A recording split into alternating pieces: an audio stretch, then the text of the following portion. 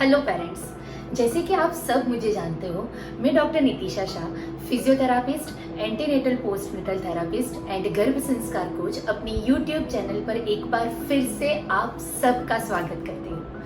Parents, आज का हमारा टॉपिक है कि हम कैसे अपने बच्चे को गर्भ में से ही संस्कारी और सर्वगुण संपन्न बना सकते हैं। पेरेंट्स, ये सुनने के बाद हमारे दिमाग में बहुत सारे क्वेश्चंस होते हैं कि संस्कार क्या होता है, एक मनुष्य के जीवन में संस्कार की क्या ज़रूरत है और हम कैसे अपने ड्रीम बेबी में वो सारे संस्कार, वो सारी क्वालिटीज़ को ला सकते हैं जिससे वो सर्वगुण संपन्न बने।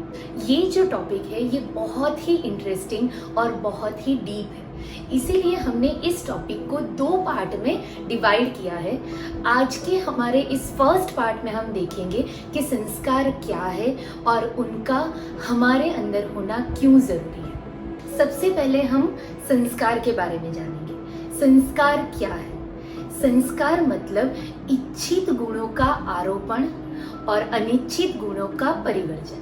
मतलब हम जो भी क्वालिटीज़ हमारे बच्चे में चाहते हैं उन सारी क्वालिटीज़ को हमारे बच्चे में लाना, और जो भी क्वालिटीज़ हम हमारे बच्चे में नहीं चाहते एज अ पेरेंट, उन सारी क्वालिटीज़ को बच्चे में से बाहर निकालना। संस्कार हमारे इनबिल्ट होते हैं। संस्कार मतलब कोई भी गुण या फिर कोई भी वैल्यू जो हमारे अंदर हो, वो कोई भी परिस्थिति में, किसी भी हाल में, कोई भी कंडीशन में वो हमारे अंदर से ना निकले, हम में से वो कभी भी ना छूटे। जैसे कि प्रामाणिकता, झूठ ना बोलना, बड़ों का आदर करना। अगर कोई व्यक्ति में प्रामाणिकता मतलब कि ऑनेस्टी के संस्कार है तो उसकी जिंदगी में कोई भी प्रॉब्लम क्यों ना हो, उसकी फाइनेंशियल कंडीशन कितनी भी खराब क्यों ना हो, वो कभी भी अपनी प्रामाणिकता के इस संस्कार को नहीं छोड़ेगा। अगर कोई व्यक्ति सत्य वक्ता है मतलब उसके अंदर कभी भी झूठ नहीं बोलने के संस्कार है, तो वो कभी भी किसी भी परिस्थिति में, किसी के भी इन्फ्लुएंस में आकर वो कभी भी झूठ नहीं बोलेगा। अगर उसने अपने कॉन्शियस माइंड के दबाव में आकर कभी झूठ बोल भी दिया तो उसका सबकॉन्शियस माइंड उसको बहुत गिल्ट फील करवाएगा और उसके बाद वो अपनी जिंदगी में कभी भी झूठ नहीं बोलेगा। मैं आपके साथ एक इंसिडेंट शेयर करना चाहूँगी। जैसे कि आप सबको पता है कि 1893 में world's first parliament of religions में स्वामी विवेकानंद ने इंडिया और हिंदुइज्म को रिप्रेजेंट किया था। वहाँ पर उनके प्रभावशाली व्यक्तित्व और वक्तव्य ने अनेक लोगों को प्रभावित किया था और उनकी ओर आकर्षित किया था। उनके वक्तव्य के बाद, उनकी स्पीच के बाद, जब वो शिकागो में ही थे और एक रात अपने रूम में बैठकर कुछ लिख रहे थे, तब 1:30 बजे एक युवती ने उनका दरवाजा खटखटाया। स्वामी विवेकानंद ने उठकर दरवाजा खोला। वो युवती अंदर आई और उन्होंने सीधा स्वामी विवेकानंद जी को बोला कि मुझे आप जैसा बच्चा चाहिए, आप जैसा बेटा चाहिए। अब सोचिए, एक यंग लड़के के पास एक यंग लड़की आधी रात को उसके रूम में आकर उसको ऐसा बोले तो इसका क्या मतलब है? अगर इस पीढ़ी के नौजवान होते तो वो डेफिनेटली हाँ कह देते। पर यू वॉन्ट बिलीव कि स्वामी विवेकानंद जी ने क्या कहा। स्वामी विवेकानंद जी ने कहा कि हे माँ, तो मुझे ही अपना बेटा समझ ले। ये होते हैं हमारे भारतीय संस्कार।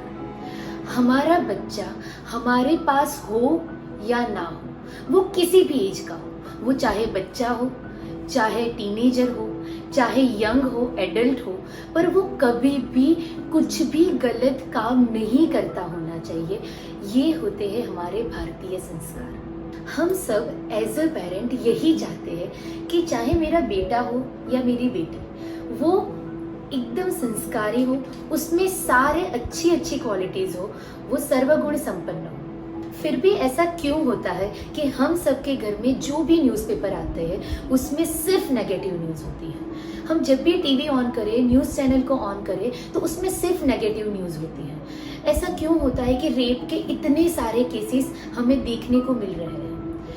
एज अ पेरेंट कोई भी पेरेंट ऐसा नहीं चाहेगा कि उनका बेटा किसी भी लड़की का रेप करे, फिर भी ऐसा होता है।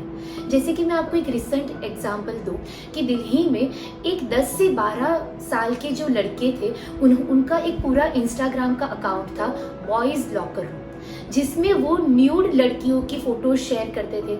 उनका कैसे गैंग रेप किया जा सकता है उसके बारे में पूरी चैट करते थे जो लीक हो गई। तो क्यों इतने छोटे छोटे बच्चे में ये सारी मानसिक विकृतियां हम देखते हैं? ऐसा क्यों होता है कि हर थोड़े अंतर पर, हर थोड़े डिस्टेंस पर वृद्धाश्रम होते हैं? पहले तो ऐसा नहीं था। पहले तो माँ बाप जो भी बोलते वो सर्वोपरि होता था, बच्चे उनके अगेंस्ट जा ही नहीं सकते। पर अब ऐसा नहीं होता है। आज के एरा में माँ बाप अपने बच्चे के लिए पूरी जान लगा दे, फिर भी उनके बच्चे के मन में उनके लिए, अपने माँ बाप के लिए मान नहीं होता, आदर नहीं होता, उनको वो वृद्धाश्रम भेज देते हैं। तो बहुत सारे पेरेंट्स मुझे पूछते हैं कि क्या मैम सच में गर्भ में संस्कार देना पॉसिबल है? तो मैं आपको बता देना चाहती हूँ कि जी हाँ। गुजराती में एक बहुत अच्छी कहावत है कि माँ तू धारे ते करी सके, अर्थात माँ तू जैसा चाहेगी वैसा तू पा सकती है। पूज्य प्रमुख स्वामी महाराज ने भी हमें बताया है कि सुधार हमेशा बीज में करो, वृक्ष में नहीं। एक बार वो जो बीज है वो पौधा बन गया, वो वृक्ष बन गया, उसके बाद उसकी क्वालिटीज में हम कोई चेंजेस नहीं कर सकते। अगर हमें गीली मिट्टी में से घड़ा बनाना है तो हमें घड़े की शेप को, जब मिट्टी गीली होती है, जब घड़ा बन रहा होता है, तभी उस शेप को हमें डिसाइड करना पड़ता है। एक बार वो घड़ा बन जाए उसके बाद हम उसके शेप में कोई चेंज नहीं कर सकते। हाँ, हम उसको अट्रैक्टिव बना सकते हैं, जैसे उसके ऊपर कलर कर सकते हैं, पेंट कर सकते हैं, पर अगर हमें उसके शेप में चेंज करना हो तो वो हम बिल्कुल भी नहीं कर सकते। वैसे ही जब हमारा बच्चा मदर वूम्ब में होता है तब उसके 80% ब्रेन का डेवलपमेंट हो जाता है। जब 80% ब्रेन डेवलपमेंट हो रहा है तभी से हम उसके अंदर वो सारी क्वालिटीज, वो सारी वैल्यूज, वो सारे संस्कार उसके अंदर डाल दे तो डेफिनेटली हमें जैसा चाहिए वैसा बच्चा मिल सकता है। हम हमारे बच्चे को संस्कारी और सर्वगुण संपन्न बना सकते हैं। तो पेरेंट्स, इस वीडियो में हमने देखा कि संस्कार क्या है और उसके एक व्यक्ति के जीवन में क्या इम्पोर्टेंस है। अब हमारे नेक्स्ट वीडियो में हम देखेंगे कि हम कैसे वो सारे संस्कार, वो सारी क्वालिटीज और वैल्यूज को हमारे बच्चे में पा सकते हैं और उसे संस्कारी और सर्वगुण संपन्न बना सकते हैं। और इस वीडियो का नेक्स्ट पार्ट लॉन्च होगा नेक्स्ट वीक। अगर आपने अब तक हमारी चैनल को सब्सक्राइब नहीं किया है तो अभी हमारी चैनल को सब्सक्राइब करें और नोटिफिकेशन के लिए बेल आइकन को दबाएं, जिससे नेक्स्ट वीडियो जब अपलोड होगा, लॉन्च होगा, तो वो सीधा आप तक पहुंच सके। अगर आपको हमारा ये वीडियो पसंद आया है तो उसको लाइक और शेयर जरूर करें। Thank you so much for watching our video. Happy parenting everyone.